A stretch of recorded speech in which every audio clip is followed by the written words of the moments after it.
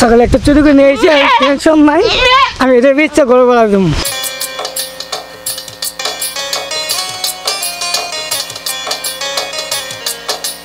এই যে আমার ছাগল পাইছি ভাই, এটা তো ছাগল আমার, আপনি পাইলেন কই? এবার ছাগল দেবে আমি নিয়েছি, এটা বেচছি, আমি রুম ভাড়া নিজের ভালো পাচ্ছি না, চলার লাগবো।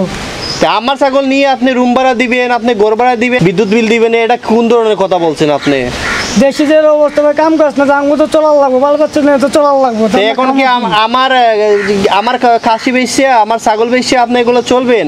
আপনার টেনশন করেন না, একটু ধৈর্য ধরেন, ধৈর্য ধরলে সব ঠিক হয়ে যাবে। আপনি একটু তো ধৈর্য ধরেন, ছাগলটা আমার দিয়ে দেন। আপনি এগুলা করেন না, এগুলা করলে খারাপ জিনিস। একটু ধৈর্য ধরেন, এগুলা আল্লাহ আমাদের পরীক্ষা দিচ্ছে, আল্লাহ পরীক্ষা নেওয়ার জন্য এগুলা দিচ্ছে। আস্তে আস্তে সব ঠিক হয়ে যাবে, বাংলাদেশ আগর জায়গা চলে আসবে। ঠিক আছে, নাম না সালাম। ধন্যবাদ ভাই, আমি অনেক খুঁজতে আছি এটারে।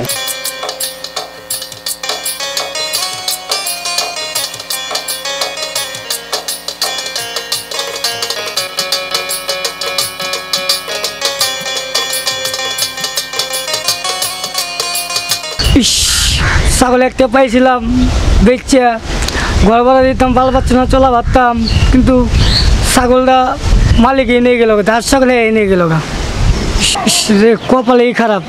ছাগলটা নিয়ে গেল গা, আমি ওই ছাগলটা বিক্রি করে 2-3 মাস চলা পারতাম। কপালেই মন্দ কপাল, কোনো জায়গায় কাম কাজ পাইছি না।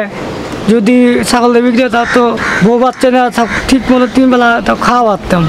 কি করবো, হায় হায় আমার নসিব না, আমি কি করবো, হায়